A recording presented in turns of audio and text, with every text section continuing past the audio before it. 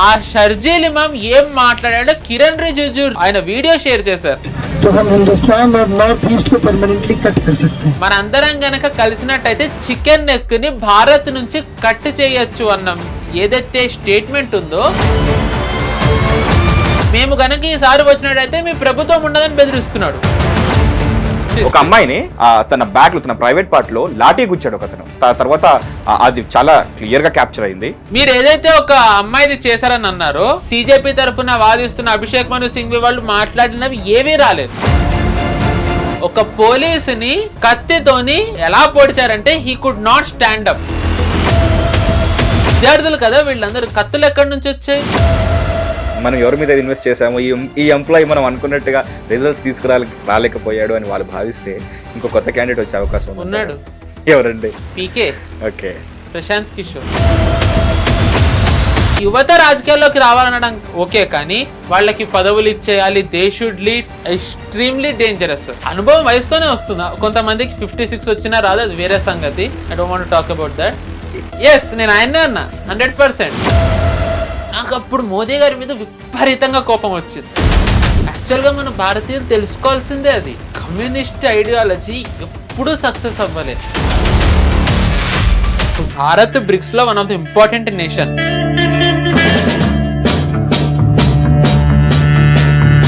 So అలాంటి bricks సదస్సు ఇంత క్రూషియల్ టైంలో ఈ దేశంలో అవుతూ ఉంటే సిజేపీ వాళ్ళు దాన్ని అడ్డుకోవడానికి కరెక్ట్ గా ఒక రోజు ముందర మేము జంతర్ మంతర్లో వచ్చి కూర్చుంటాం అంటున్నారు ఢిల్లీలో. Doesn't this prove their anti nationals? Delhi police, BJP, Indian army march. I really hope ఈసారి వస్తే కనుక they should be thrashed left and right. Left right కొట్టేయాలి వాళ్ళని. పవన్ గారు నమస్కారం. నమస్తే అండి. అంటే సిజేపీ ప్రొటెస్ట్ తాలూకా సెగలు ఇంకా చల్లారకుండా ఏమంటారు, ఇంకా వేడివేడిగానే ఉన్నాయేమో అనిపిస్తుంది. సాగదీస్తున్న కొద్ది కొత్త వెళ్తున్నాయి, వర్జన్స్ కొత్త వస్తున్నాయి. అర్థం చేసుకుంటున్న కొద్ది దీని వెనకాల ఎంత ఉందో అని అర్థం అవుతుంది. ఇప్పుడు రీసెంట్లీ సిజేపీ ప్రొటెస్ట్లో సిజేపీ ఏదైతే నీట్ పేపర్ లీకేజ్కి వ్యతిరేకంగా చేసిన నిరసన ఏదైతుందో ఆ టైంలో చాలా మంది అసలు ఎవరి సైడ్ తీసుకోవాలో అర్థం కాకుండా ఉన్నారు. ఎవరు పోలీసులు అర్థం కాలేదు, ఎవరు పోలీసులు కాదో అర్థం కాలేదు. మఫ్తీలో కొందరు ఉన్నారు, నేమ్ ట్యాగ్స్ కొందరికి లేవు. మామూలుగా పోలీసులు అంటే వాళ్ళకు ఒక యూనిఫామ్ ఉంటుంది, ఒక డ్రెస్ కోడ్ ఉంటుంది, వాళ్ళకు డిసిప్లిన్ ఉంటుంది నీట్గా షేవ్ చేసుకుని. బట్ అక్కడ ఏదో ప్రైవేట్ ఆర్మీ లాగా ఎవరెవరో వచ్చేసి చేతిలో లాఠీస్ అవి పట్టుకొని ఉన్నారు. అండ్ ఆ లాఠీస్కి మేకులు ఉన్నాయి.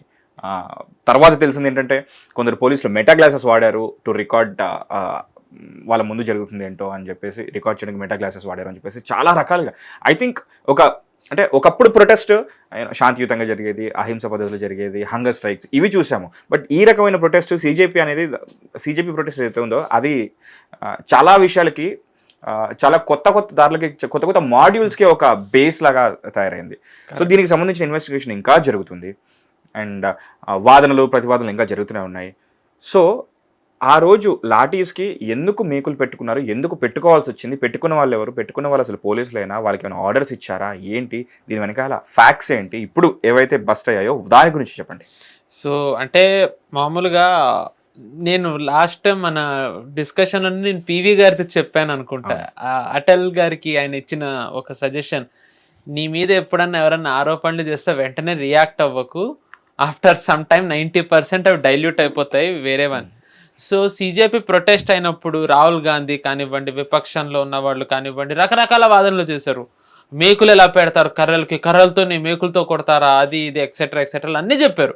దానికి మొత్తం సమాధానం ఢిల్లీ పోలీసులు కోర్టులో చెప్పారు. ఏంటండి సమాధానం? ఫస్ట్ థింగ్, మఫ్తీలో ఉన్నారా? ఎస్, మఫ్తీలో ఉన్నారు. అది క్రైమ్ కాదు. పోలీసులు ఇలాంటి సభలు అవుతున్నప్పుడు మఫ్తీలో ఉండొచ్చు. నేను పేర్లు చెప్పాను, కానీ మనం మామూలుగా కొన్ని ఈవెంట్స్ చేస్తాం. లార్జ్ స్కేల్ ఈవెంట్స్ అయినప్పుడు కొంతమంది మఫ్తీల్లో వస్తారు. ఎందుకంటే అక్కడ ఎలాంటి వాళ్ళు ఉన్నారు, ఇంటెలిజెన్స్ వాళ్ళు వస్తారు, ఎలాంటి వాళ్ళు ఉన్నారు, ఏం మాట్లాడుతున్నారు, ఏం జరుగుతోంది ఇది కనుక్కోవడానికి. కొంతమంది స్టార్టింగ్లో వస్తారు, కొంతమంది మధ్యలో వస్తారు, కొంతమంది డిఫరెంట్ టైంలో మనకు తెలీదు వచ్చి వెళ్ళిపోతారు. అండ్ ఎస్పెషల్లీ మామూలుగా భాగ్యనగరంలో జరిగే మామూలు వాటికి ఇలా వచ్చినట్టయితే ఢిల్లీలో జంతర్ మంతర్లో ఎస్పెషల్లీ ఫారెన్ ఫండెడ్ అని ఫస్ట్ నుంచి అంటున్నప్పుడు, ఒక అతను యుఎస్ నుంచి వచ్చినప్పుడు ఫోర్డ్ ఫౌండేషన్ ఫండింగ్తో నడిచే ఎన్జిఓలో పనిచేసిన అతను మాట్లాడుతున్నప్పుడు, కేజ్రీవాల్ బ్యాకింగ్, సోరోస్ ఫండ్ చేసే కేజ్రీవాల్ బ్యాకింగ్ ఉన్న వాళ్ళందరూ వీళ్ళు ఇక్కడ జంతర్ మంతర్లో పార్లమెంట్ సెషన్ స్టార్ట్ అయ్యే ముందు వచ్చినప్పుడు ఖచ్చితంగా చాలా అనుమానాస్పదంగానే ఉంటుంది. సో అలాంటప్పుడు మఫ్తీలో పోలీసులు ఉండడంలో తప్పేముంది? సో ఇదే చెప్పారు పోలీసులు కూడా. నెంబర్ 1. నెంబర్ 2, మేకులతో ఎందుకు కర్రలకి మేకులు జోడించి ఎందుకు కొట్టారని పోలీసులు స్పష్టంగా ఇచ్చిన సమాధానం ఏంటి అంటే, నెంబర్ 1, మేకులు ఉన్నది ఏదైతే జెండా ఉంటుందో జెండా ఉన్న కర్రకి మేకులు ఉన్నాయి, జెండా లేదు దాని తర్వాత, దానివల్ల మేకులు వచ్చాయి. నెంబర్ 1.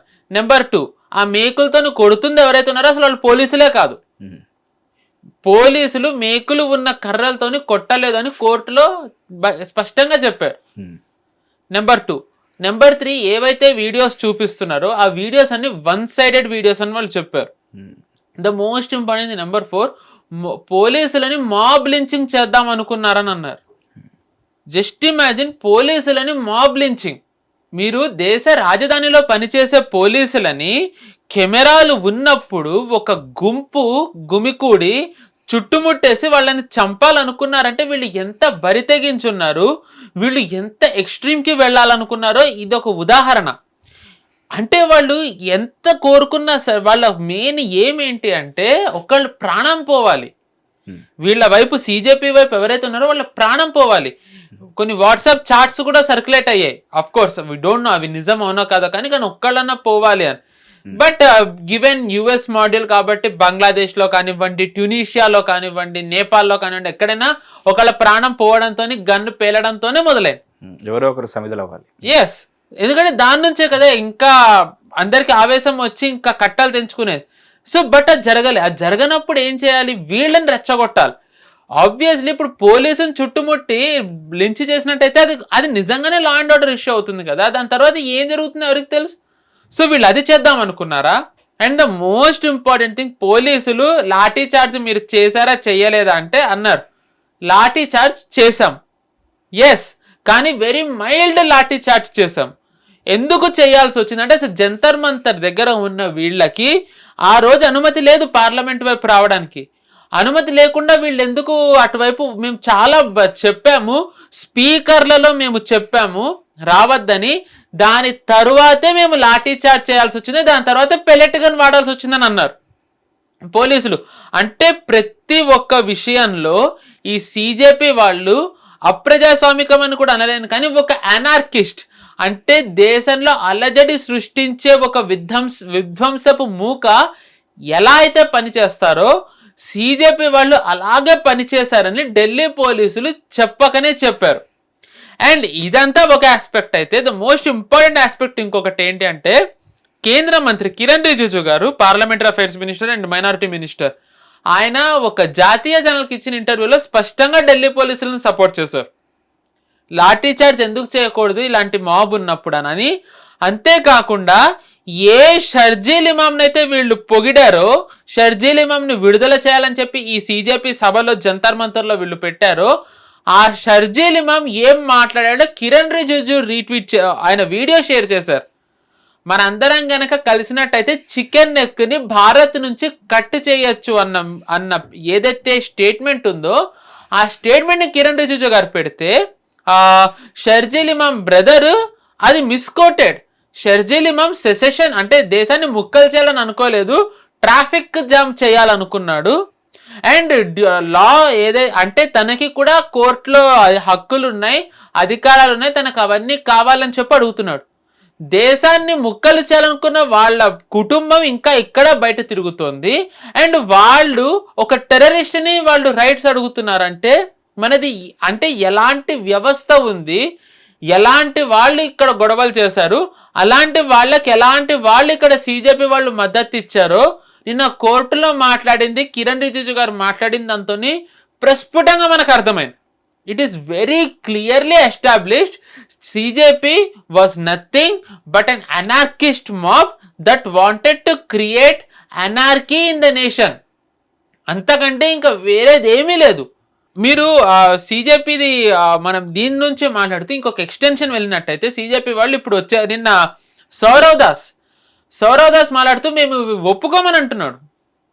మీరు మీరు ఏమన్నారు, ఎఫ్ఐఆర్లు వెనక్కి తీసేసుకుంటామన్నారు, మీరు ఎందుకు ఇంకా పెట్టారు, మీరు కోర్టులో ఒక రకంగా ఇంకొక రకంగా మాట్లాడితే cockroach Janata party national committee మళ్ళీ కూర్చుంటుంది, మేము గనక ఈసారి వచ్చినట్టయితే మీ ప్రభుత్వం ఉండదని బెదిరిస్తున్నాడు. తను ఎవరు అనుకుంటున్నాడు అసలు? ఫారెన్ అసలు తన మీద ఎవ్రీథింగ్ ఉంది. I still don't know when government will take action against him. I think down the lane I think government may take. ఎందుకంటే షర్జీల్ ఇమామ్ని, ఉమర్ ఖాలిద్ని కూడా వెంటనే అరెస్ట్ చేయలేదు, ఎందుకంటే పరిస్థితులు దానికి అనుకూలంగా లేవు. But I really hope Sharjeel ఇమామ్కి, ఉమర్ ఖాలిద్ అయితే ఎలా అయితే జైలు శిక్ష రోజుకో నరకం చూస్తున్నారో, ఈ అభిజిత్ దీప్కే, అశుతోష్ రాంకా, సౌరవ్ దాస్ కూడా అలాంటి శిక్ష వేయాలి. వీళ్ళు దానికే అర్హులు. వీళ్ళు ఇప్పుడు పోలీసుల వర్షన్, ఎఫ్ఐఆర్లో చెప్పిన వర్షన్, ఛార్జ్ షీట్ వర్షన్ ఇవన్నీ ఒకటేనా లేక సిగ్నిఫికెంట్ డిఫరెన్సెస్ ఏమైనా ఉన్నాయా? ఎందుకు అడుగుతున్నానంటే అసలు ఈ ఎంటైర్ సిజేపీ ప్రొటెస్ట్ని పోలీసులు లైట్గా తీసుకున్నారా లేకపోతే సీరియస్గా తీసుకున్నారా? లాఠీ చార్జ్ చేయాల్సిన అవసరం వచ్చింది కాబట్టి సో లైక్ యూనో ఫుల్ థ్రాటిల్తో ఇప్పుడు ఒక స్టూడెంట్ని కొట్టే విధానం వేరే ఉంటుంది, ఒక ఇన్ఫిల్ట్రేటర్ని కొట్టే విధానం వేరే ఉంటుంది, ఒక హైజాక్ చేసిన వాడిని కొట్టే విధానం వేరే ఉంటుంది. అఫ్కోర్స్ పోలీస్ వాళ్ళ స్టైల్లో వాళ్ళ వే ఆఫ్ హ్యాండ్లింగ్లో రకరకాల స్టైల్స్ ఉంటాయి. సో ఎవరి మీద ఎలా ఎంత ఏ పర్సంటేజ్తో ట్రీట్ చేయాలో అలాగే ట్రీట్ చేయాలి. సో అసలు దీన్ని ఎలా తీసుకుంది అని ఎందుకు అడుగుతున్నానంటే there was this one video, ఒక అమ్మాయిని, అక్కడికి వచ్చిన వాళ్ళు స్టూడెంట్స్ చాలామంది, ఇప్పుడంటే లైక్ ఎంటైర్ వీడియో వచ్చి ఇందులో కొందరు ఇన్ఫిల్ట్రేటర్స్ ఉన్నారు, కొంతమంది ఆల్రెడీ మర్డరర్స్ ఉన్నారు, కొందరి మీద కేసులు ఉన్నాయి కాబట్టి ఇప్పుడు అక్కడ ఎవరు క్రిమినల్స్ ఏంటనేది తెలిసింది. అక్కడ 30% స్టూడెంట్స్ ఉంటే 70% ఇన్ఫిల్ట్రేటర్స్ ఉన్నారు, హైజాకర్స్ ఉన్నారు అనుకుందాం. బట్ 30% స్టూడెంట్స్ ఉన్నారు. అది ఎప్పుడు ప్రూవ్ అయింది? మనకు కోర్టుకి వచ్చిన తర్వాత ప్రూవ్ అయింది. బట్ ప్రొటెస్ట్లో కూర్చున్నంత వరకు వాళ్ళు ఎవరో మనకు కూడా తెలియదు. ఒక అమ్మాయిని ఒక అమ్మాయిని తన బ్యాగ్ లో, తన ప్రైవేట్ పార్ట్ లో లాఠీ గుచ్చాడు ఒక అతను. తర్వాత అది చాలా క్లియర్ గా క్యాప్చర్ అయింది. లైక్ మీడియా అంతా తన వెంటబడి మీరు అలా ఎందుకు చేశారు, like what was the reason behind that act? ఇప్పుడు లాఠీ చార్జ్ కొట్టాలి, కాళ్ళ మీద కొడతారు లేకపోతే భుజాల మీద కొడతారు, కొడితే ఇలా కొడతారు, బట్ ఇలా కొట్టారు, ఇలా తోసారు, చాలా ఎవిడెంట్ గా ఉంది. దాని గురించి ఎవరేం మాట్లాడలేదు, ఎందుకంటే మాకు ఫుల్ పవర్స్ ఉన్నాయనుకున్నారో లేకపోతే ఏమనుకున్నారో తెలియదు. నేను అందుకే అడుగుతున్నాను, కోర్టులో చెప్పిన దానికి, ఎఫ్ఐఆర్లో చెప్పిన దానికి, ఛార్జ్ షీట్లో చెప్పిన దానికి అన్నిటికీ ఎవిడెన్సెస్ ఉన్నాయా? ఎవిడెన్షియల్ గానే నడుస్తుందా? ఈ లైక్ ట్రాన్స్పరెంట్ గా ఉందా ఇదంతా అని? అంతా ట్రాన్స్పరెంట్ ఉంది, ఎవిడెన్స్లు ఉన్నాయి కాబట్టి సౌరవ్ దాస్ ఇప్పుడు కోర్టుది ఒప్పుకోవట్లేదు.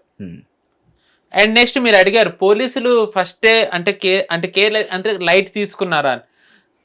ఐ మీన్ ఈ జంతర్ మంతర్లో వీళ్ళు ఫస్ట్ డే ప్రొటెస్ట్ కూర్చున్నప్పుడు, నేను 20th పార్లమెంట్ అడగట్లేదు, దానికి ముందర ఐ థింక్ 15-20 రోజులు కూర్చున్నప్పుడు ఫేషియల్ రికగ్నిషన్ కెమెరాస్ పెట్టారు పోలీసులు. సీసీటీవీ కెమెరాస్ ఎవ్రీథింగ్ రికార్డ్ చేస్తూ ఉంటే అశుతోష్ రాంకా, అభిజిత్ దీప్కే దాన్ని వ్యతిరేకించారు. మీరెందుకు ఫేషియల్ రికగ్నిషన్ కెమెరాస్ పెట్టారని. అంతేకాదు ఇప్పుడు ఇన్ఫిల్ట్రేటర్స్ ఉన్నారు. ఈ ప్రొటెస్ట్ని కాల్ ఆఫ్ చేసే ముందర జేపీ నడ్డా గారితో, జితేందర్ సింగ్ గారితో కూర్చున్నప్పుడు సౌరవ్ దాస్ క్లియర్గా అన్నాడు కొంతమంది ఇన్ఫిల్ట్రేట్ అయ్యారు ఈ ప్రొటెస్ట్లో కానీ. సౌరవ్ దాస్ క్లియర్గా చెప్పాడు ఇది జరగకుండా ఉండాలని చెప్పి ఎవరైతే ఆ జంతర్ మంతర్కి వస్తున్నారో ఆధార్ కార్డులు తీసుకుని చెక్ చేసి పంపిస్తామని పోలీసులు అంటే ఈ అభిజిత్ దీప్కి ఆపాడు. ఎందుకు చెక్ చేస్తున్నారని అంటే మీకు సీసీటీవీలు పెట్టద్దు, ఫేషియల్ రికగ్నిషన్ టెక్నాలజీ వాడద్దు, దాని తర్వాత ఆధార్ కార్డులు వాడద్దు, ఎవరు వచ్చారు ఎవరు వెళ్ళారో మరి ఎవరు. నిజానికి చెప్పాలంటే ఆ జంతర్ మంతర్ దగ్గర కూర్చున్నప్పుడు ఈ ఆర్గనైజర్స్ అందరూ కూడా లిఖితపూర్వకంగా ఇచ్చిన హామీ ఏంటంటే మేము ఎలాంటి తప్పులకి అరాచక దానికి దారి తీయము, ఏమి జరిగినా మాదే బాధ్యత అన్నారు. ఏమి జరిగినా మాదే బాధ్యత అన్నారు నిజానికి. సో ఇప్పుడు ఈ జరిగిన దానికి బాధ్యత ఎవరు తీసుకుంటారు? నేను 100% చెప్తున్నా, ఢిల్లీ పోలీసులే కరెక్ట్ చేశారు. ఎందుకంటే న్యాయం కాదు, నిజానికి వాళ్ళు విక్టిమ్స్. నేను నిజానికి ఈ ప్రొటెస్ట్లోకి ఇన్ఫిల్ట్రేటర్స్ దేశ వ్యతిరేక శక్తులు ఇన్ఫిల్ట్రేట్ అయ్యాయనడం తప్పు. విద్యార్థులు ఇన్ఫిల్ట్రేట్ అయ్యారు.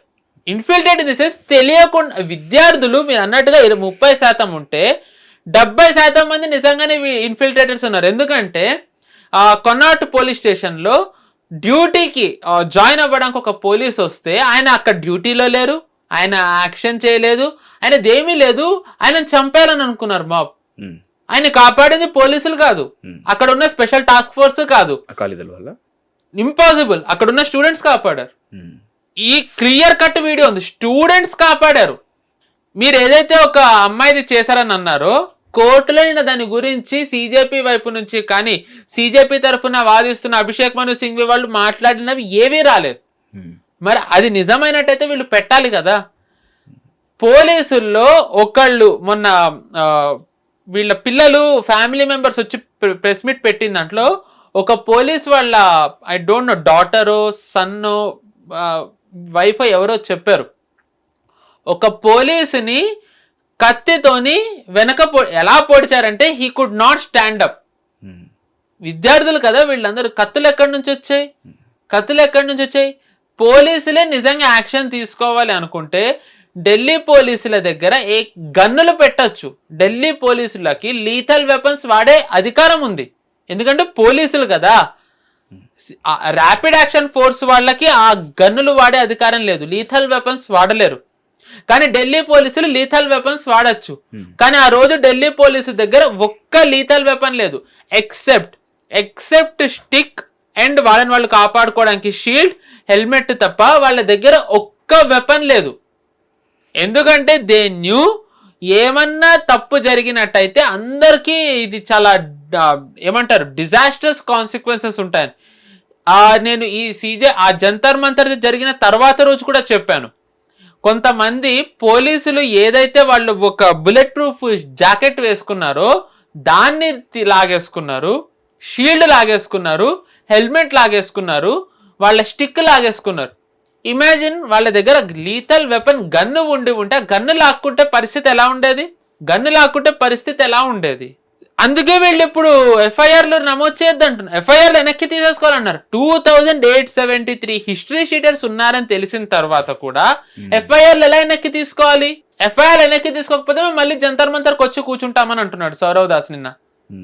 హిస్టరీ షీటర్లు అని చెప్తున్నారు పక్కన. అంటే సౌరవ్ దాస్ హిస్టరీ షీటర్స్ ని సపోర్ట్ చేస్తున్నాడా? అంటే అక్కడ ఉన్నది విద్యార్థులు కాదు, కరుడు గట్టిన రౌడీలు గుండాలు అని చెప్పి సౌరవ్ దాస్ ఒప్పుకుంటున్నాడా? తను వాళ్ళ పక్షాన్ని నించుని మాట్లాడుతున్నాడా?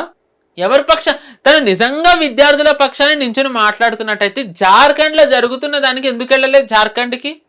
తను ఒక వీడియో చేశారు ఢిల్లీలో, తను ఢిల్లీకి వెళ్ళి ఢిల్లీలో విద్యా వ్యవస్థ బాగాలేదు అది కాక్రోచ్ జనతా పార్టీ వాళ్ళు షేర్ చేయలేదు ఆ వీడియో.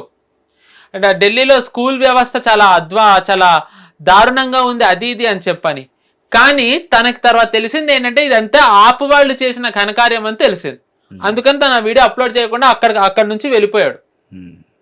క్లియర్లీ ఇది ఆమ్ ఆద్మీ పార్టీ కాక్రోచ్ జనతా పార్టీని నడిపిస్తోంది, నథింగ్.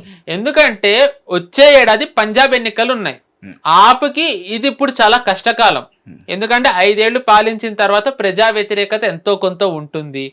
సిక్కులను అవమానించారు అనే దాంతోని భగవంత్ మాన్ మీద ఆల్రెడీ అకాల్ తఖ్త్ ఎవరైతే అక్కడ సిక్కు పెద్దలు ఉంటారో వాళ్ళు విచారణ చేస్తున్నారు. దాని తర్వాత డ్రగ్స్ ని నియంత్రించట్లేదు అనే దాంతో తల్లిదండ్రులకి ప్రభుత్వం మీద చాలా కోపంగా ఉంది.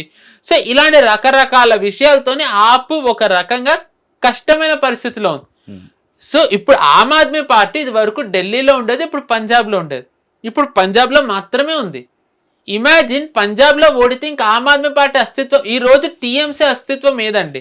ఈ రోజు పరిస్థితి ఆప్కి పట్టే అవకాశం ఉంది. ఎస్. సో అది గనక జరిగితే తనని ఇంతవరకు ఇన్వెస్ట్ చేసిన ఎవరైతే సోరోస్ వీళ్ళు ఉన్నారో ఫోర్డ్ ఫౌండేషన్ వాళ్ళకి కష్టకాలమే.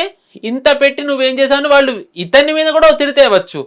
సో అందుకని చెప్పి ఎలా అయినా సరే పంజాబ్ లో బీజేపీ రాకుండా ఉండాలని చెప్పి తను ఇవన్నీ చేస్తున్నాడు. నిన్న నితిన్ నవీన్ గారి కొత్త టీం వచ్చినట్టు మొన్న 56 మెంబర్స్ 62 మెంబర్స్ అండి, ఎంతమంది?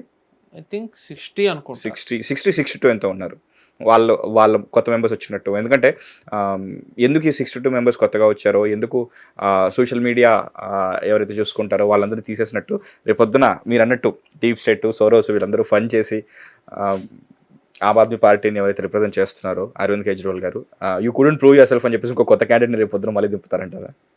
To be honest Arvind Kejriwal వచ్చిందే అందుకు. బట్ ఈ ప్రూవ్డ్ హిమ్సెల్ఫ్ అంటే సారీ నేను ఈ ప్రూవ్డ్ అని చెప్పకూడదు, మీరన్న వర్షన్ కనుక నిజమైతే అరే ఇంత ఇన్వెస్ట్ చేస్తే ఇతని మీద ఈ couldn't prove himself, he's not a great hairy అని చెప్పేసి వాళ్ళు గనక అనుకుంటే, మనం ఎవరి మీద ఇన్వెస్ట్ చేసాము, ఈ ఎంప్లాయీ మనం అనుకున్నట్టుగా రిజల్ట్స్ రాలేకపోయాడు అని వాళ్ళు భావిస్తే ఇంకో కొత్త క్యాండిడేట్ వచ్చే అవకాశం ఉన్నాడు. ఎవరండి? He's emerging. బీహార్. ఎవరండి? పీకే. ఓకే. ప్రశాంత్ కిషోర్. అభిజిత్ దీప్ కే వీళ్ళ మీద దే ఆర్ టూ యంగ్ అంటారా? అభిజిత్ దీప్ కే మాట్లాడడమే స్పష్టంగా రాదు తనకి. ఓకే, నీకు బికమ్ ఏ లీడర్. సి ఎంత యువత రాజకీయాల్లోకి రావాలి అనుకున్నా యువతకి అనుభవం ఉండదు. యువతకి ఇప్పుడు రాజకీయాలు అంటే సినిమాల్లో చూపించినట్టుగా సూట్ వేసేసుకుని వచ్చేసి కూర్చుని మాట్లాడేసి వెళ్ళడం కాదు. డిప్లొమసీ ఉండాలి, కొంచెం తగ్గాలి, కొన్నిసార్లు బలంగా ఉండాలి, అండ్ మనకి నచ్చని వాళ్ళతోని కూడా మనం ఉంటూ చాలా చేయాలి. రాజకీయాల్లో వెళ్ళాలి అంటే ఫస్ట్ థింగ్ విలువలు వదులుకుని వెళ్ళాలి. అందరి వల్ల కాదు అది రాజకీయాల్లో ఉండడం. అది మంచి వాళ్ళైనా చెడ్డ ఎవరైనా సరే అందరి వల్ల కాదు. దాంతో పాటు అభివృద్ధి చేయాలి. అంటే ఎంత ఫైన్ మనకి కాంప్లికేషన్స్ ఉన్నాయి. యువతకి ఎక్కడుంటుంది అది? ఇప్పుడు ఇంపాసిబుల్. అంత అనుభవం ఎక్కడుంది యువతకి? అనుభవం లేకపోవచ్చు. ఎస్. బట్ ఇప్పుడున్న ఈ ఏ సీనియర్ నాయకుడిని కానీ తమని తాము ప్రూవ్ చేసుకున్న వాళ్ళు ఎవరైనా కూడా ఇప్పుడు 5th క్లాస్ చదివితే 10th క్లాస్ రాలేం కదండి. వాళ్ళు ఆ పొజిషన్ స్టేట్ లీడరో లేకపోతే యూత్ లీడరో అవి అవ్వకుండా అంతెందుకు మనం మాట్లాడుతున్నాం. ధర్మేంద్ర ప్రధాన్ గారు ఒకప్పుడు ఏబీవీపీ పనిచేశారు. సో ఆయన ఏ టైంకి మంత్రి అయ్యారు? ఆయన మంత్రి అయ్యే టైంకి ఆయన వయసు ఎంత? ఆబ్వియస్లీ. సో స్టెప్ మెట్టు ఎదిగే కదా. ఇప్పుడు ద యంగెస్ట్ మనకి మినిస్టర్ ఎవరో చంద్రబాబు నాయుడు గారు 26. బట్ ఆయన సీఎం ఎప్పుడయ్యారు? 45. మోదీ గారు సీఎం ఎప్పుడయ్యారు? 51. యోగి గారు సీఎం ఎప్పుడయ్యారు? 45. దానికి ముందర ఆయన 19 ఏళ్ళు ఎంపీగా పనిచేసిన అనుభవం ఉంది. సో అనుభవం రావాలి. కేజ్రీవాల్కి ఏం అనుభవం ఉంది? If I ask Kejriwal, did he serve as an MLC, ZPTC, MPTC? At least కేజ్రీవాల్కి ఏంటంటే ఒక మిడిల్ ఏజ్ వచ్చిన తర్వాత అఫ్ కోర్స్ కేజ్రీవాల్ చేయడానికి ఏమీ లేదు, టు బి ఆనెస్ట్. ఈ జస్ట్ హ్యాడ్ టు సాబోటాజ్ ఎవ్రీథింగ్, అంతే. So I really don't believe యువత రాజకీయాల్లోకి రావాలనడం ఓకే, కానీ వాళ్ళకి పదవులు ఇచ్చేయాలి. They should lead. Extremely dangerous. ఇది అడ్వర్స్ డెసిషన్స్ తీసుకుంటారంటారా? పరిపక్వత ఎక్కడ ఉంటుందండి? 140 కోట్ల జనాభా ఉన్న దేశం ఇది. అంటే 18 ఏళ్ళు వస్తే ఒక యువత ఒక దేశాన్ని నిర్దేశించే విధంగా మమ్మల్ని ఎవరు పాలించాలో, ఓకే ఇతని దగ్గర ఈక్వాలిటీస్ ఉన్నాయి, ఇతను ఇస్తున్న హామీలు అయి ఉండొచ్చు, లేకపోతే ఇతను ఇస్తున్న వాగ్దానాలు ఏవైతే ఉండొచ్చు, so he seems perfect, so that I elective అని చెప్పేసి వాళ్ళు ఓటు వేయడానికి వాళ్ళకి అర్హత ఉంది. బట్ వాళ్ళు కూర్చొని ఒకవేళ వాళ్ళ అధిష్టానం మీద కూర్చొని వాళ్ళు నిర్దేశించే అనుభవం లేదంటున్నారు. వాళ్ళని రాజకీయాల్లోకి రావద్దని అన్నట్లే. ద బిగ్ పొజిషన్స్ ఇప్పుడు లైక్ సీఎం అయిపోవాలి, నేను మినిస్టర్ టు సమ్ ఎక్స్టెంట్, కొన్ని ministries okay, sports ministry etcetera okay. Important, it is impossible. See home minister అంటే ఒక రాష్ట్రంకైనా సరే హోమ్ మినిస్టర్ అంటే అసలు టాస్క్లు ఏంటి? What are the task that home ministers? ఎంతమందికి 30s లో ఉన్న వాళ్ళకి తెలుసు? 30s లో ఉన్న వాళ్ళకి ఎంతమందికి తెలుసు? ఈ రోజు విజయ్ రాజకీయాల్లోకి వచ్చాడండి. ఆయన 50 years కానీ సీఎం అయ్యారు, ఫైన్. బట్ ఆయన క్యాబినెట్ లో ఎంతమంది ఎక్స్పీరియన్స్డ్ వాళ్ళని పెట్టుకున్నారు? Did anyone observe? ఆయన క్యాబినెట్ లో ఏఐడిఎంకే నుంచి వచ్చిన వాళ్ళని, ఐ థింక్ డిఎంకే నుంచి కూడా అనుకుంటా, ఎక్స్పీరియన్స్ వాళ్ళని పెట్టుకున్నారు. ఆయన పెట్టుకోవాలి కదండి. ఈవెన్ ఎన్టీఆర్ గారు కూడా ఐ థింక్ ఆయన 70s లో అనుకుంటా అయ్యారు, ఐ థింక్ 60s 70s లో. అప్పుడు కూడా క్యాబినెట్ లో ఎక్స్పీరియన్స్డ్ పీపుల్ ఉన్నారు. నాదెండ్ల మనోహర్ గారిది మనకు తెలిసిందే what he did after that. But to some extent వేరే వాళ్ళు XYZ చాలా మంది ఎక్స్పీరియన్స్డ్ ఉన్నారు. So politics is not a child's game. It is definitely not a child game. Vote వేయడానికి, ఓటు వేసిన తర్వాత పాలించడానికి మధ్య చాలా వ్యత్యాసం ఉంది. ఓటు యువత ఒక్కరే వేయరు, అన్ని వయసుల వాళ్ళు వేస్తారు. కానీ పాలించడం అనేసరికి అది కంప్లీట్ డిఫరెంట్ బాల్ గేమ్. మీ సమర్థకులే కొన్నిసార్లు మిమ్మల్ని వ్యతిరేకిస్తారు. మిమ్మల్ని సమర్థించే వాళ్ళని మీరు అప్పీస్ చేయాలి, మిమ్మల్ని వ్యతిరేకించే వాళ్ళని మీ ఓటర్లుగా మార్చుకోవాలి, తటస్థంగా ఉండే వాళ్ళని మీ వైపు తెచ్చుకోవాలి. ఇది politics is a game of deceit. దానికి అలా ఉండాలి అంటే పరిపక్వత రావాలి, అనుభవం రావాలి. యువతకి at least till 40 no one gets that kind of experience. అంతేందుకు మోదీ గారు సీఎంగా ఉన్నప్పుడు ఎలా అయితే ఉన్నారు, ఇప్పుడు పిఎం అయ్యాక అలా ఉన్నారా? లేరు కదా. సీఎంగా ఉన్నప్పుడు ఈ was completely different, but PM అయ్యేసరికి ఈ was completely different. Chandrababu Naidu గారు 99లో ఆయన సీఎం అయినప్పుడు 45 years ఉన్నప్పుడు అప్పుడున్నట్టు ఇప్పుడు ఉన్నారా? ఆబ్వియస్లీ. ఎందుకు? అనుభవం కాదు, వయసు కూడా. అనుభవం వయసుతోనే వస్తుందా? కొంతమందికి 56 వచ్చినా రాదు, అది వేరే సంగతి. I don't want to talk about that. Yes, నేను ఆయన్నే అన్నా 100%. నేను ఖచ్చితంగా అతన్నే అన్నా, ఆ వ్యక్తినే అన్నా.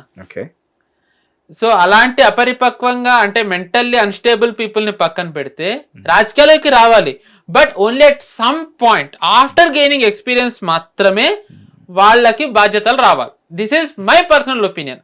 ఎవరన్నా ఒప్పుకోవచ్చు, ఒప్పుకోకపోవచ్చు. మేబీ ఈ ప్యాటర్న్ ని బ్రేక్ చేసే విధంగా ఒక చేంజ్ ఇప్పుడు రాలేదు కాబట్టి మనం అనుకుంటున్నామేమో. లైక్ యూనో ఇప్పుడు మీరే అన్నారు, ఇప్పుడు మోడీ గారి వయసు 76 అండి. ఇప్పుడు ఆయన 76, 12 ఏళ్ల పరిపాలన, 12 years కదా. ఇది third term. So 76 minus 12 64. So 64కి ఆయన పిఎం అయ్యారు, అంతకుముందు సీఎం అయ్యారు. సీఎంగా ఎన్ని సంవత్సరాలు చేశారు ఆయన? గుజరాత్కి చేశారు, 13 years చేశారా?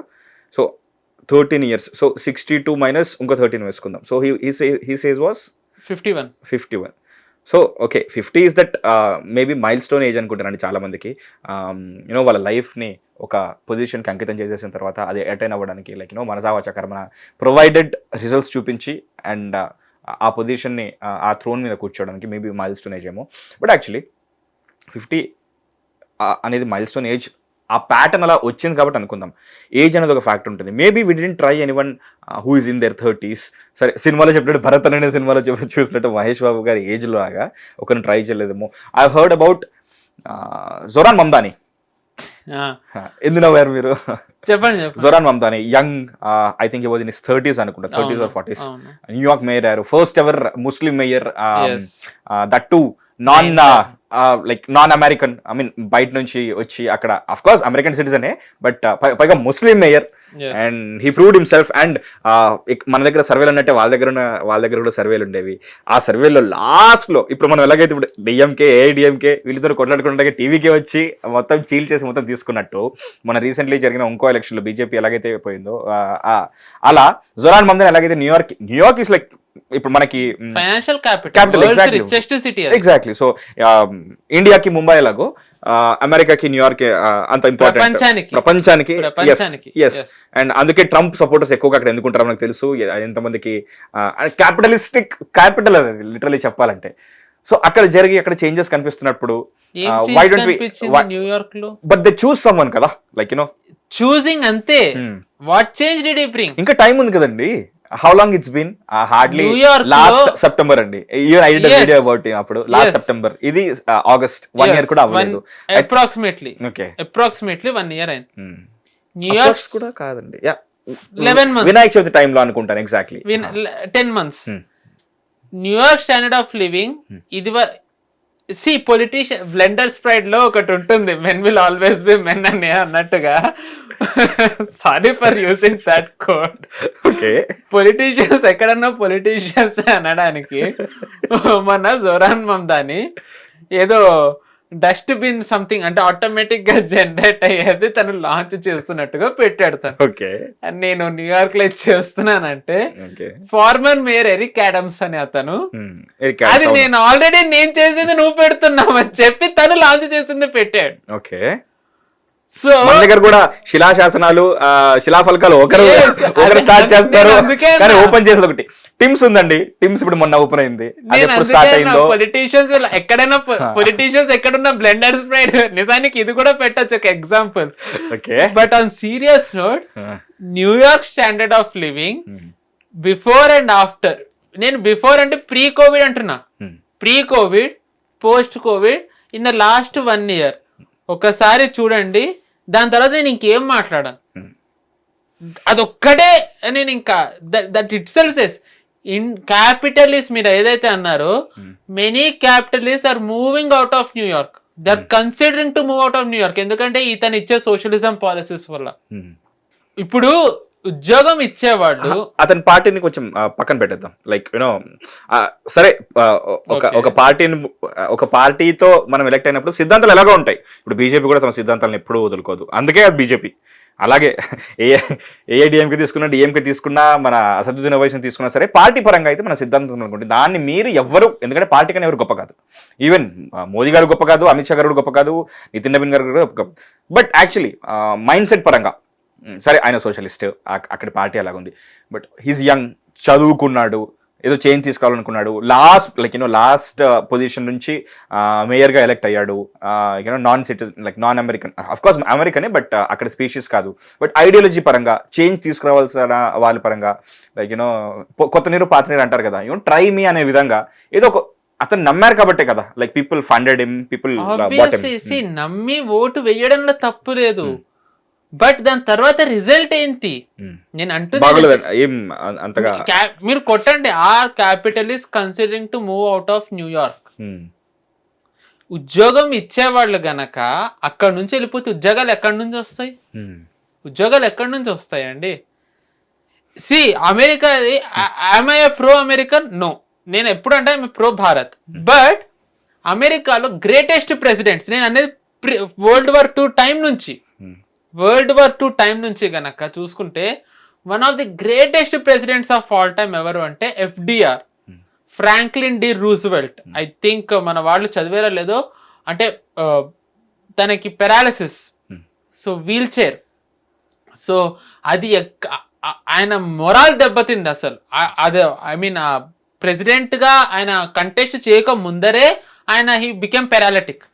ఎక్కడ అసలు ఇంకా తనకి రాజకీయ భవిష్యత్ అయిపోయింది అనుకుంటే, his wife motivation or something like that happened. He contested. తనే నమ్మలేదు తనని ప్రెసిడెంట్ చేశారని. మామూలుగా అమెరికాలో 2 సార్లు అవుతారు ఎవరన్నా, తను 3 times. He became president for 3 times. In fact ఆయన తరువాతే 2 terms తీసుకురావాలని వీళ్ళు కాన్స్టిట్యూషన్ లో పెట్టుకున్నారు. నిజంగా ఇప్పుడు కాదు, టిల్ సమ్ ఇయర్స్ బ్యాక్ ఏదైతే మనం ఒక కళల ప్రపంచం అమెరికా అంటే, ఆపర్చునిటీస్ కి ఒక డాలర్ డ్రీమ్స్ ఇవన్నీ ఉన్నాయో, that all happened because of that person, and he was not young. దాని తర్వాత I think Eisenhower, if I'm not wrong, even he was not young. దాని తర్వాత ఐ ఫర్గాట్, ఒక లిండన్ బి జాన్సన్ అనుకుంటా, even he was not young. నిజంగా ఒక young అతన్ని చేశారు. ప్రొపగాండాలో he became excellent. But America in his reign became one, ఇంకా డౌన్ఫాల్ అక్కడ నుంచి మొదలైంది. Do you know who that person is? I think మీరు ఖచ్చితంగా ఒప్పుకోరు చెప్తే. I think you know who I'm talking about. Barack Hussein Obama. Propaganda excellent, అంటే తను అంత అద్భుతం, ఇది అది. రియల్ గా అమెరికన్ ఎకానమీ, వెయిట్, నేను ఒప్పుకున్నాను మీరు ఎందుకు అనుకుంటున్నారు? మీకు ఎక్కడైనా సరే నేను ఒక పార్టీకి సంబంధించాలని మీకు అనిపిస్తుందా? న్యూట్రల్ గై. అయ్యా ఆఫ్ కోర్స్, అంటే అమెరికాది కూడా నేను డెమోక్రాట్ రిపబ్లికన్ అంటే ఇంకా I can't say anything. But jokes apart, but nice that I know about Zohran Mamdani, what happened. Nice that I do some homework తెలుసుకున్నాను కాబట్టి. Okay, coming back to Obama హయాంలోనే నిజంగా డౌన్ఫాల్ స్టార్ట్ అయింది కంపేర్ టు ఇందా నేను చెప్పిన పేరు లిండన్ బి జాన్సన్ కానివ్వండి, లేకపోతే గనక ఎఫ్డిఆర్ కానివ్వండి, లేకపోతే గనక ఐసెన్హోవర్ కానివ్వండి. వీళ్ళతో పోల్చుకుంటే చాలా యంగ్ ఏజ్ లోనే అయ్యాడు. అండ్ ఒబామా ఎఫ్డిఆర్ ప్రెసిడెంట్ అయ్యే టైంకి America was at one of the worst phases the country ever witnessed. But Obama అయ్యే టైంకి కంట్రీ వాజ్ వెరీ గుడ్. మళ్ళీ తర్వాత డౌన్ఫాల్ స్టార్ట్ అయింది. Yes, covid, it is evident. So what did he achieve in that 8 years అంటే, to be honest, America పతనానికి ఏదైతే ఈ అమెరికాలో ఇప్పుడు ఇమిగ్రేషన్ గొడవ ఉందో దానికి నిజానికి పునాది వేసింది ఒబామానే.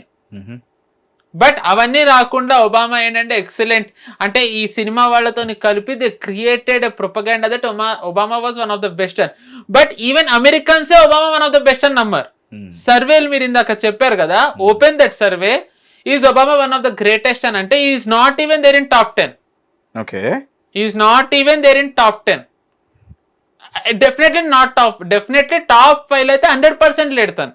నేను అదే అన్నాను కదా, యువత రాజకీయాల్లోకి రావాలి, నేర్చుకోవాలి.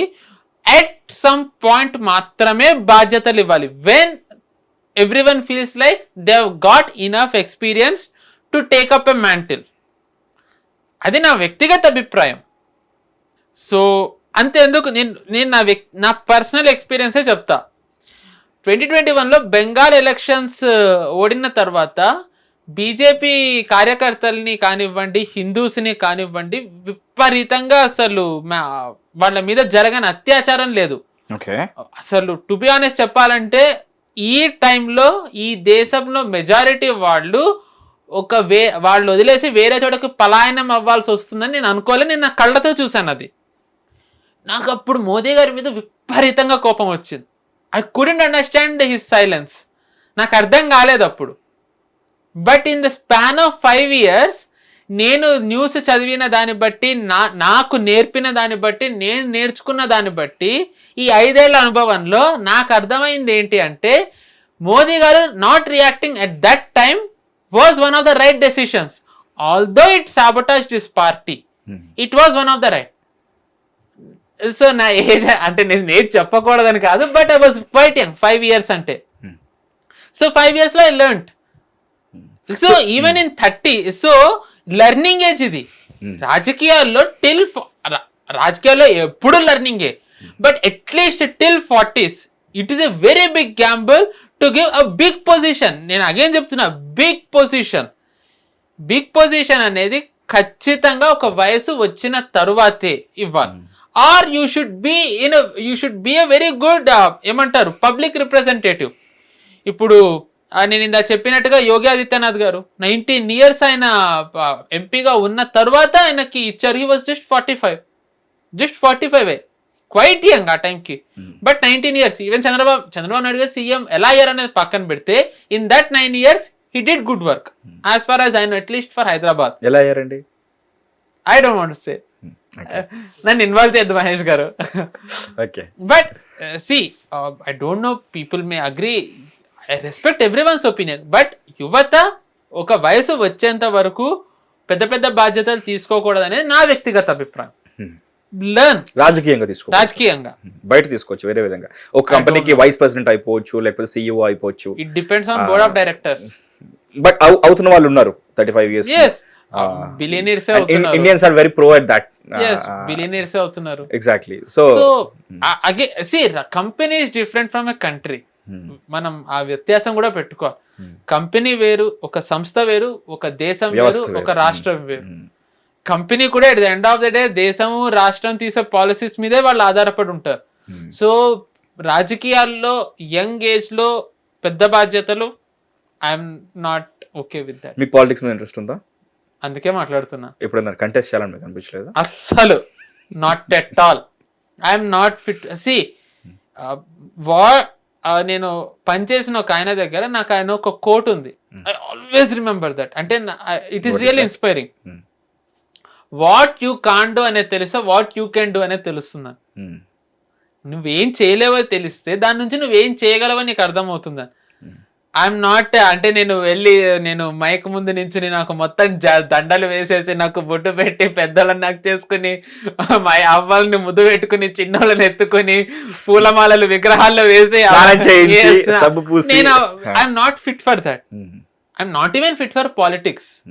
Okay, I know that. ఎంత నేను వాటి గురించి మాట్లాడినా that is a different ball game. I have neither experience nor interest in that. So I have that clarity. Not at all a contesting guy. Impossible. Na of course evaru approach kuda avvaru given my nature. నేను gel అవ్వలేదు. Who knows అండి, ఒకే ఒకటిలాగా sudden గా ఇప్పుడు నేను మిమ్మల్ని అని మీకు trigger అయిపోయారు, రేపు పొద్దున మీరు సీఎం అవుతారు. సినిమాలు వేరండి. సినిమాల్లో చూపించచ్చు వన్ డే లో ఫైర్ చేసేయడం అవి, బట్ నిజ జీవితాల్లో అలా అవ్వవు. ఇంపాసిబుల్. ఈవెన్ కమ్యూనిస్టులకి కూడా అలాంటివి చేయలేరు.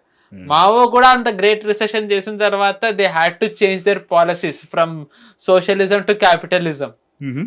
అంతే కదా. Mao what did he achieve? ఈ ఏదైతే మావోయిజం అని చెప్పి సోషలిజం అవి అంటారో అదంతా ఉంటే ఎదగమనే కదా డెంగ్ షాపింగ్ క్యాపిటలిజం తీసుకొచ్చింది. Opening up to the world అనేది ఏంటి? It was nothing but a capitalism. So వాళ్ళు ఇంకా అనౌన్స్ చేసేసుకున్నారు like now we are a capitalistic country అని. చేతల్లో అన్నీ తెలిసిపోతాయి. Words I don't go by words, I only believe in actions. In that way China is not at all a socialist country. అది socialist అని అనుకుంటే కనుక నేను వాళ్ళకి దండం పెడతా. ఎన్ని కంపెనీస్ ఉన్నాయి చైనాలో? How can they have that many companies if it is a socialist country? Russia was a socialist country. Russia was truly a socialist country. Sorry, Soviet union. What happened చూసాం. సో ఈ socialism, ఈ ఇంకొకటి ఏమంటారు communism, ఈ ఫ్లాడ్ agendas ఏవైతే it will not survive for a long time. Okay, it will not. See if I'm wrong, where is communism in China? పేరులో కాదు, సిద్ధాంతంలో ఎక్కడు? అంటే బతికిన రోజులు ఏదైతే బతికిందో అప్పటి వరకు ప్రవర్ధమానంగా ప్రభావిల్లలేదా? ఎక్కడండి? సోవియట్ యూనియన్ లో అయినా కానీ, క్యూబాలో అయినా కానీ. క్యూబాలో అసలు ఏముంది? Cuba is completely import dependent. అంటే అది అసలు దాని దగ్గర ఏమీ లేవు. Cuba heavily relies on China and Russia. Vietnam కూడా సోషలిజం వదిలి వాళ్ళు క్యాపిటలిజం వైపు వచ్చిన తర్వాత వియత్నాం వాళ్ళు డెవలప్ అవ్వడం మొదలు పెట్టారు. దాని తర్వాత China, Deng Xiaoping, before Deng Xiaoping, after Deng Xiaoping అనేది ఎందుకు? బికాజ్ ఈ లెఫ్ట్ కమ్యూనిజం. రష్యా కూడా ఇప్పుడు after Soviet dissolution Russia form అయిన తర్వాత ఎక్కడ కమ్యూనిజం ఉంది? రష్యాలో కమ్యూనిజం లేదు. రష్యాలో కంప్లీట్లీ క్యాపిటలిస్టిక్ వాళ్ళు. అది క్యాపిటలిస్ట్ అనాలా ఏమనాలో, రష్యా అనేది అది కంప్లీట్ డిఫరెంట్. ఎప్పుడు పుతినే ఎన్నుకుంటారు కానీ అక్కడ డెమోక్రసీ ఉంటుంది, అపోజిషన్ ఉండదు. కమ్యూనిస్ట్ పార్టీ కూడా ఉంది రష్యాలో. నార్త్ కొరియా దానికి independence. It is not an independent nation, it is a vassal of Russia and China. So it is not a sovereign nation. So అంటే అఫ్ కోర్స్ కిమ్ అనే అతను ఉన్నాడు, he's ruling. To be honest is a good ruler. జనాలకి కావాల్సినవన్నీ తను ఇవ్వగలడు. But economically they are because of his policies he's relying completely on Russia and China. So what did that so called communism achieve? Sorry, ఈ ఏదైతే communist ideology ఉందో, what did that fetch?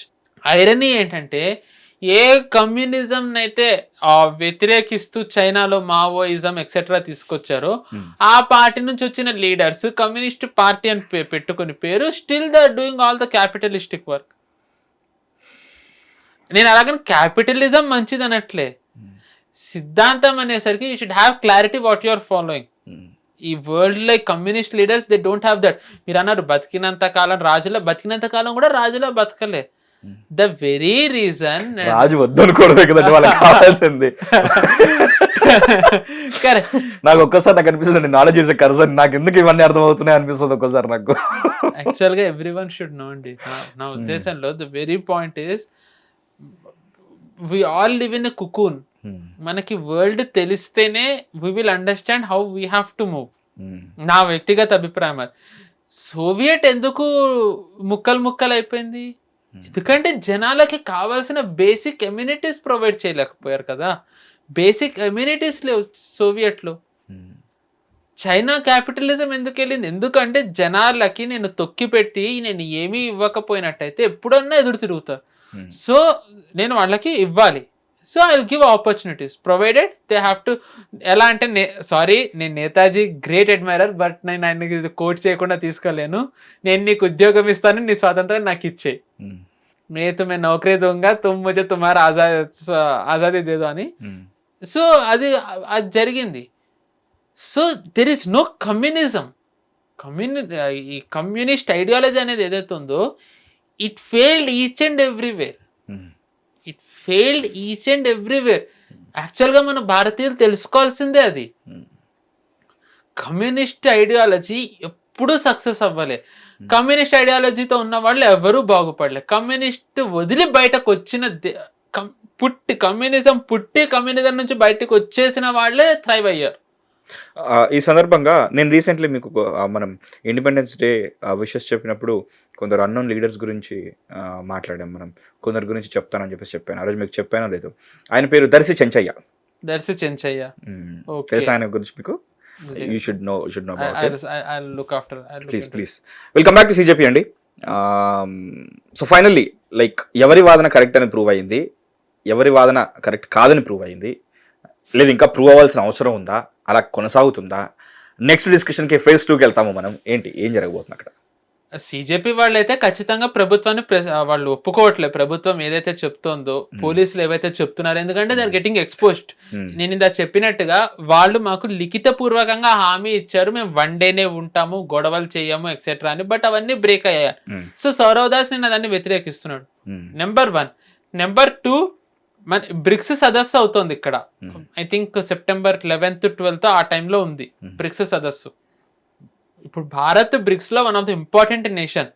I think అందరికీ తెలిసి ఉంటుంది. అందులో మనం ఇప్పుడు 2nd richest.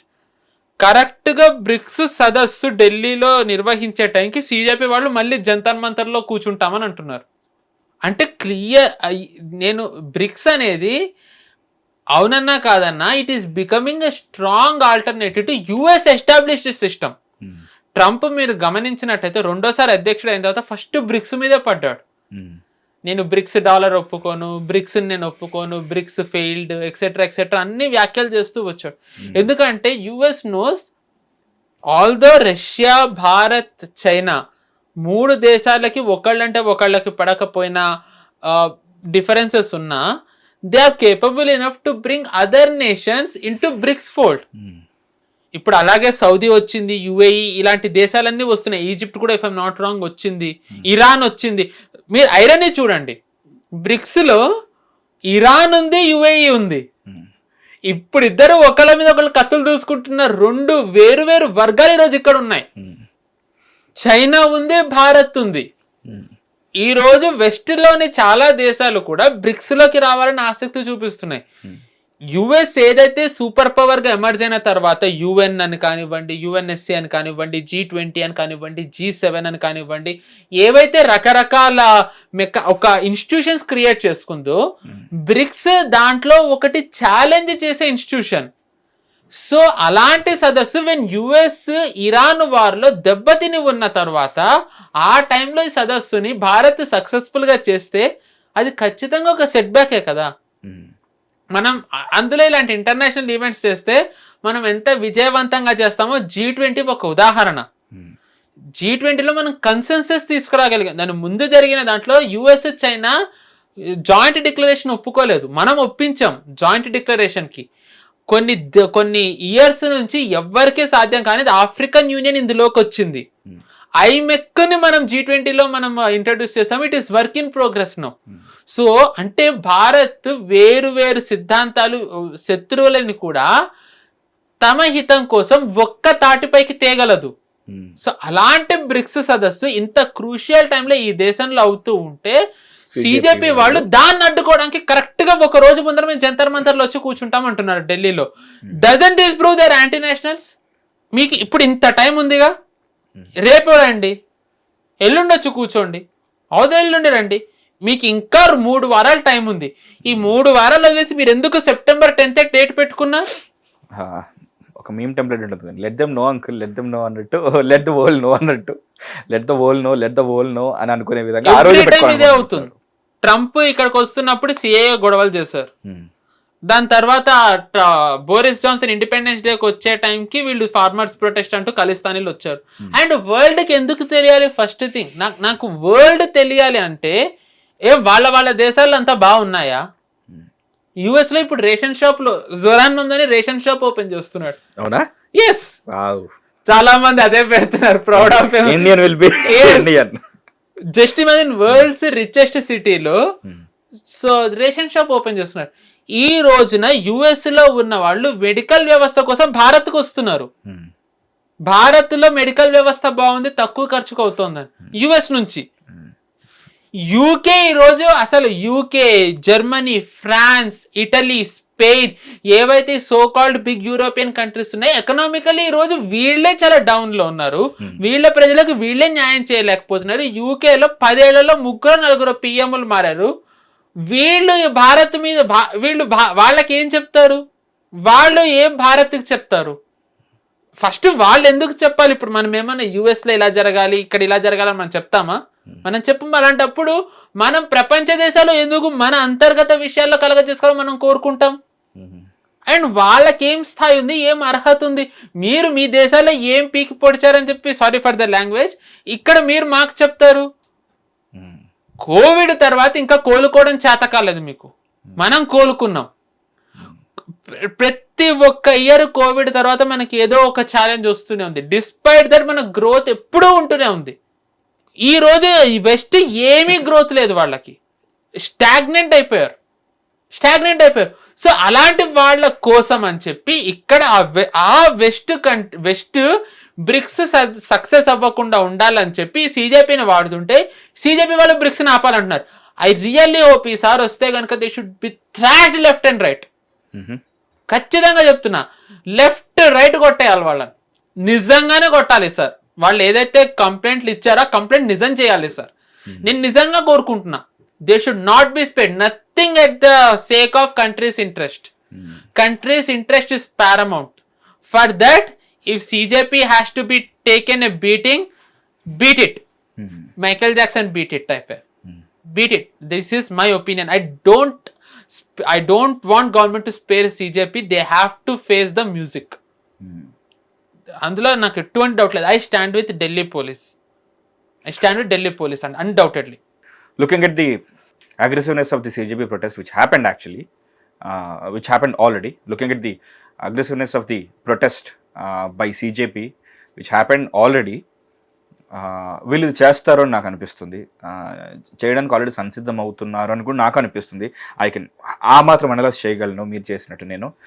So ఇదే స్టూడియోలో కూర్చుంటాం, ఏం జరగబోతుందో. ఆ బ్రిక్స్ సబ్మిట్ అయినా బ్రిక్స్ ఎప్పుడంటే జరగబోయేది? I think 10th 11th 11th 12th. Okay, 10th and 11th. This is already September. So time ఉంది కాబట్టి ఈ లోపు ఇంకా చాలా విషయాలు జరుగుతాయి. అంటే ఒక్కటండి, జస్ట్ వన్ లైన్.